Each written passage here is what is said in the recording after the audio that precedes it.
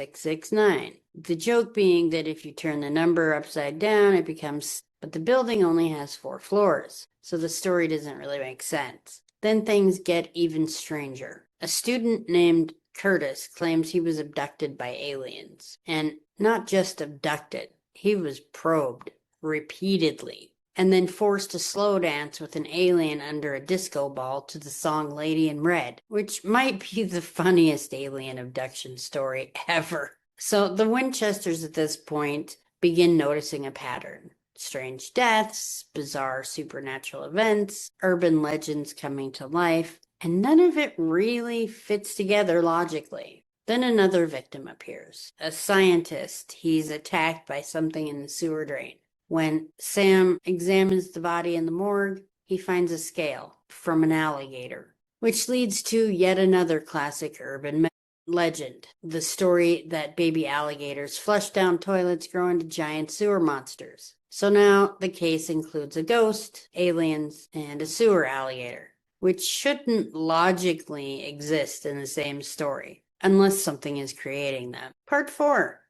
Enter the trickster. Eventually, Bobby figures it out, like he always does. The creature behind all this chaos is a trickster. In mythology, tricksters are supernatural beings that thrive on mischief. They manipulate reality, they create illusions, and they love humiliating arrogant people. And Bobby explains that tricksters appear in many mythologies. One of the most famous examples is Loki from Norse mythology. Tricksters aren't purely evil. They're chaotic, they prank, they manipulate, and sometimes they punish people who deserve it, which fits these victims perfectly. Every victim in the episode is kind of terrible, kind of a jerk, kind of arrogant. The cheating professor, the cruel frat pledge master, the unethical scientist. The trickster is essentially delivering cosmic karma, but he's doing it with style. Part 5. The janitor reveal. The Winchesters eventually realize the trickster has been hiding in plain sight. He's the janitor from Crawford Hall from the beginning of the episode. He's the guy who conveniently keeps showing up everywhere. They notice he reads Weekly World News. That's a real tabloid famous for outrageous headlines about aliens and monsters. Another hint that he's obsessed with bizarre stories. And Dean also remembers something Bobby mentioned. Tricksters have an extreme sweet tooth. When they search the janitor's apartment, they find mountains of sugary food. Cake, candy, chocolate. The signs all point to one thing. The janitor is the trickster. Part 6. The final showdown. Dean confronts the trickster inside the campus theater, and the trickster does what he does best. He creates illusions. 2 seductive women appear to distract Dean. Then a chainsaw-wielding man appears out of nowhere. Reality becomes completely unreliable. But Sam and Bobby arrive just in time. Who would have thought? Dean finally manages to stab the trickster with a stake. The illusions disappear. The body collapses. Case closed. Or they think. Because once they leave, the trickster casually walks up, eats a candy bar, and the body disappears, meaning he was never really killed, and he's probably already planning his next prank. Part 7. Fun facts and behind-the-scenes info. Tall Tales is one of the most beloved episodes in the entire series. Fans around the world love this episode. I'm one of them. And there are several reasons why. First, it introduced actor Richard Speight Jr. as the trickster. I love Rich.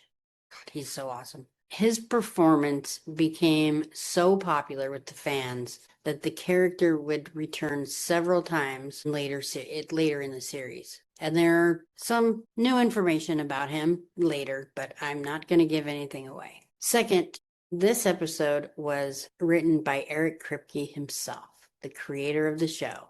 Kripke wanted to experiment with comedy while still keeping the Monster of the Week structure. The result was one of the funniest episodes ever produced. And another fun fact, many of the exaggerated scenes were intentionally directed to look like they came from Sam or Dean's biased perspective. For example, Sam's version makes Dean look sloppy and immature, Dean's version makes Sam overly sensitive and preachy. This was done on purpose to show how the trickster manipulates perception and conflict. Also, the alien slow dance scene was reportedly one of the cast's favorite moments to film. Part 8. The mythology of tricksters. The trickster concept appears in cultures around the world. Besides Loki, other examples include Coyote, Anansi, I think I pronounced that wrong, I'm sorry, and Hermes. These characters often break rules, deceive gods and humans, and they create a lot of chaos. But they also serve a deeper purpose. They challenge authority. They expose hypocrisy. And they remind people not to take themselves too seriously. And we all do. I know, I do. Which is exactly what happens in this episode. The trickster forces Sam and Dean to confront their own stubbornness and pride. And he nearly tears them apart while doing it. And now for my conclusion. Tall Tales stands out as one of the most unique episodes of Supernatural. It blends horror, comedy, urban legends, mythology, and real character development, all while introducing one of the most memorable supernatural beings in the show. The trickster doesn't just fight the Winchesters, he manipulates them. He turns their personalities against each other. And he reminds us that sometimes the most dangerous monster isn't the one hiding in the shadows. It's the one laughing while everything is falling apart. Now, if you enjoyed today's episode of Supernaturalist, please make sure to like and subscribe so you don't miss any of our next deep dive into the creatures and legends behind the world of Supernatural. And remember to share this with someone you think will also enjoy this episode. And remember, not every ghost story is real, but if you ever hear humming above your head, you might want to run. Thanks and have a great weekend.